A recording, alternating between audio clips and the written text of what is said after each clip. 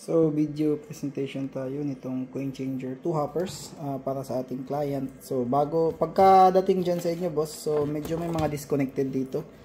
Siyempre, secure kasi natin like yung bill acceptor ito. So, i-disconnect natin ito. Anyway, kung pagdating dyan, siyempre ikakabit nyo na lang man yan siya. Yan, meron naman siyang parang hook. So, malalaman nyo kung saan nyo siya ikakabit. So, i-insert nyo lang siya. Tapos ito, naka-disconnect ito. Pero, syempre, shoot nyo na lang. Patingnan nyo na lang red yung sa taas, boss.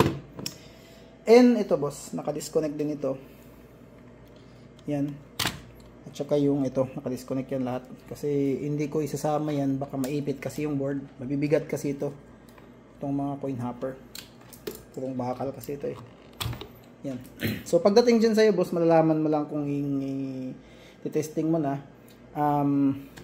Meron kang dalawang hopper kasi 2 types itong gusto mo.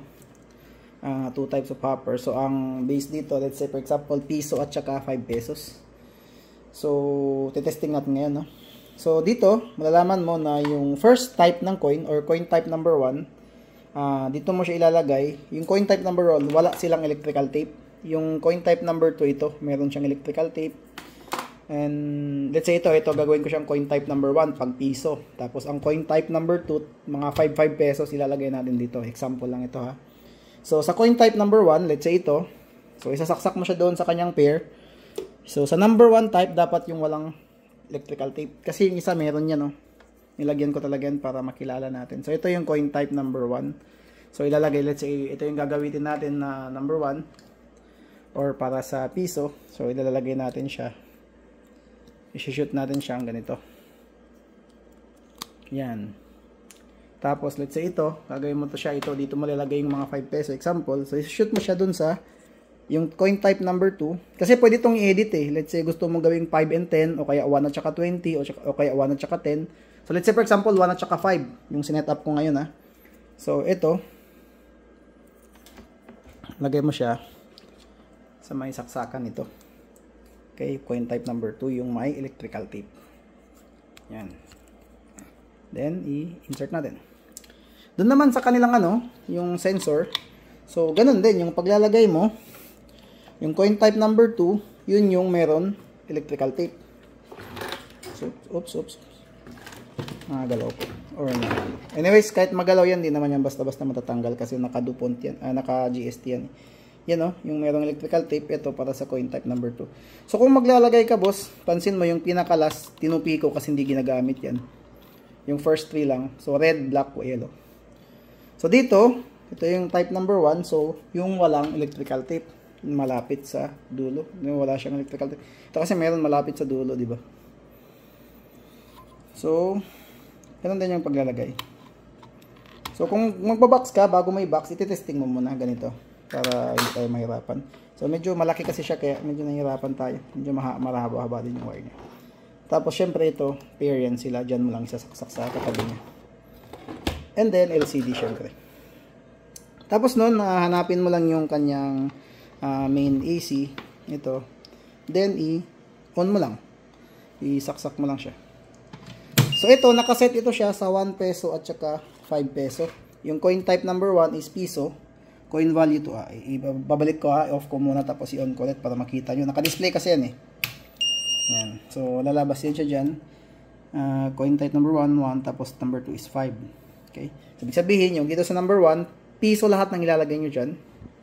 May container pa yan siya, guys, yung parang plastic dito. Dito meron din. Hindi ko nadala. Doon sa labas. Mamaya ko na ipapakita. Anyways, makita nyo man yan. Tapos yung second daw, 1 and 5. Yung second, ito, 5 pesos. So, ito yung button ng number 2, coin type number 2. Ibig sabihin ito yung 5. Nilagyan ko lang siya ng tape. Hindi ko sinulatan kasi baka gusto nyong baguhin eh. Natin alam ba gusto nyong baguhin.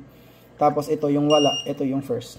So na-press ko siya, no? Pero pag-press ko, wala man coin, so babalik lang siya ulit. I mean wala man nilagay na bill or coin. So kumbaga ano lang siya, mag-reset lang siya. So paano mo siya i-setting? Let's say gusto mong gawin yung coin type number 1 is 1 peso, tapos yung coin type number 2 is 20. Kasi pwede yun eh. 20 lang ilagay mo lahat dito na coin.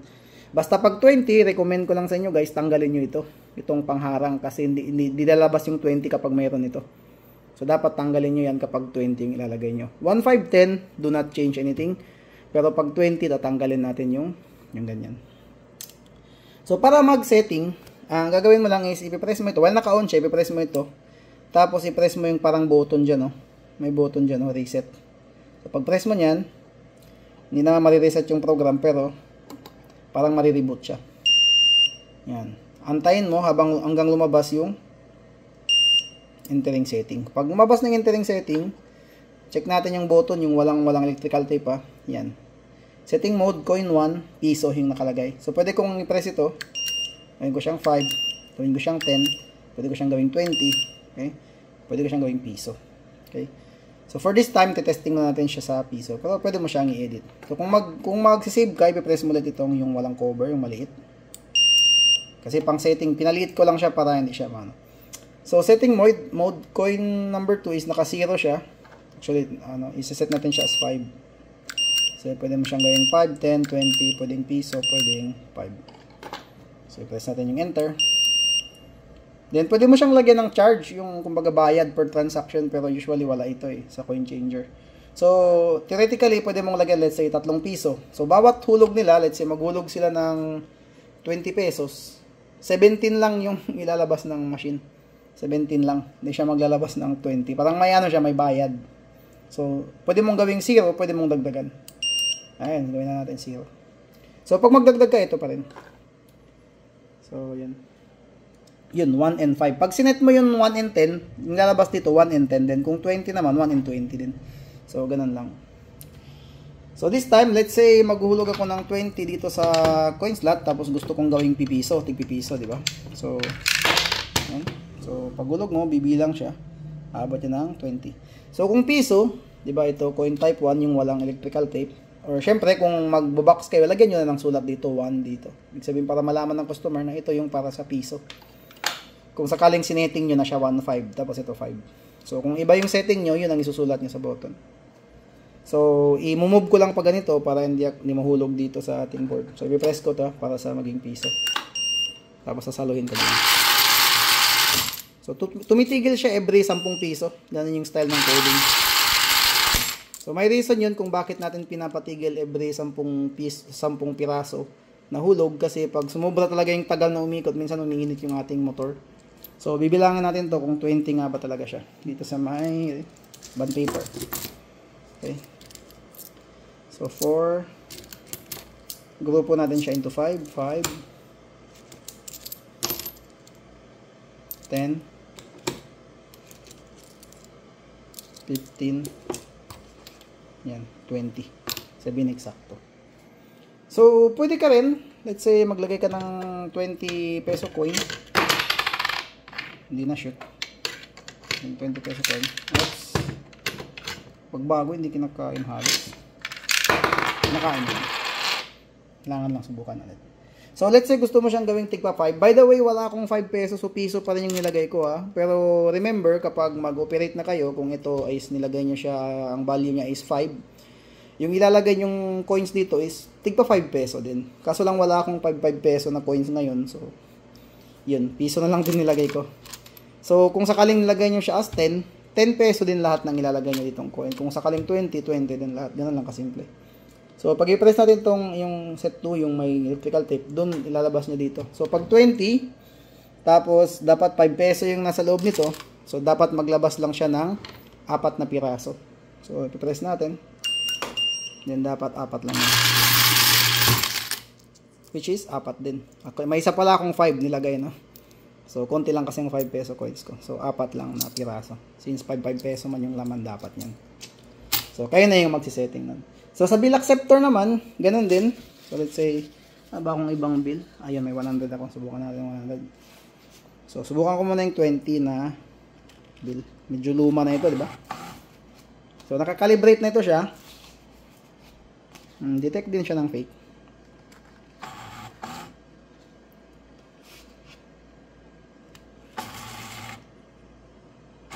Yan. So, lalabas din dyan 20. So, pwede mong i-press ito para maging 5 peso. Ito naman, maging piso-piso siya. So, subukan natin. Gawin natin piso-piso. 20. So, again, tumitigil siya every 10 piraso. So, dito tayo magbilang this time para hindi magulo. Ito yung tumbler natin.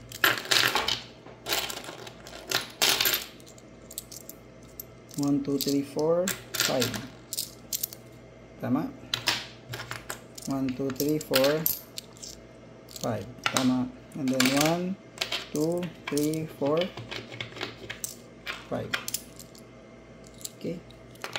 Tapos, yung natira is 1, 2, 3, 4, 5. So, 1, 2, 3, 4, 20. So, try natin maglagay naman tayo ng 100. May 100 ba dun? May 100 coins. Bila ko dun. Yan. So, dun naman sa pag-setting ng mga ina-accept na bills, so para hindi tayo maguluhan. So, ang gagalawin nyo lang dyan is yung number 6 to 10. I think nakikita nyo yung pins, di ba? So, pag 6, pag binaba mo yung 6 or in-on mo yung 6, pansin mo yung on nakababa, di ba? So, pag binaba mo yung 6, ibig sabihin yan, mag-accept siya ng 20 and 50 bills. Pag tinaas mo yan, ibig sabihin hindi siya mag-accept ng 20 at saka 50. Yung 7 naman stands for 100. Yung 8 naman for 200, yung 9 for 500, yung 10 for 1,000. So, ikaw na yung bahala kung isi-setting mo siya. Let's say, ayaw mong mag-accept ng 1,000, so itataas mo yung 10. Kung ayaw mong acceptin yung 500 at saka 1,000, itaas mo yung 9 at saka 10. So, ganun lang kasimple. Lagay tayo ng 100. So, bibilangin niya yan. Yan, so. Yan, 100. So, ngayon, hindi ko na gagawing piso-piso kasi maubos talaga yan. By the way, papakita ko mamaya kung ano mangyari pag naubos yung laman. So, for now, let's say, gusto ko siyang gawing tigpa 5.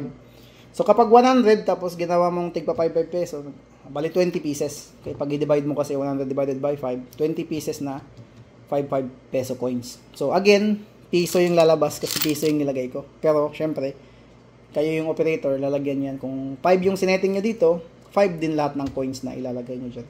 Para hindi tayo magka-problem. So, pag press mo to, gagawin niyang yan. So, ito yung 10 pieces. Dapat 20 pieces kasi. Kasi, di ba, pag 20 times 5 is 100 pesos. So, imagine, tigko 5 peso coins ito. Bilangin natin dito. May part nito. So, 4, 5 yan. 1, 2, 3, 4, 5. 1, 2, 3, 4, 5. And then, 1, 2, 3, 4, 5. So, ang machine natin na hindi nagkakamali po yan kasi meron tayong anti-error na nilalagay na circuits. So, ano ba yung mangyayari kapag, let's say ito, kunti na lang yung tigpipiso natin, diba? So, again, imagine 5 pesos ito ha, kasi para 100 pesos talaga yung lumabas.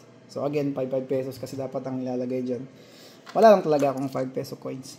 Ngayon, susubukan naman natin, what happens sa machine natin kung let's say katulad nito, konti na lang yung coin tapos gusto kong magpapalit pa ng 20. Okay, kaya ng 20 dito. Oops. Parang ayaw ah. Saan mapipalit itong coin slot? Alan coin slot. Yan, 20. So, let's say, gawin ko siyang tigpipiso, yung walang ano, di ba? Yung type 1, which is piso yung nilagay ko, di ba, sa type 1.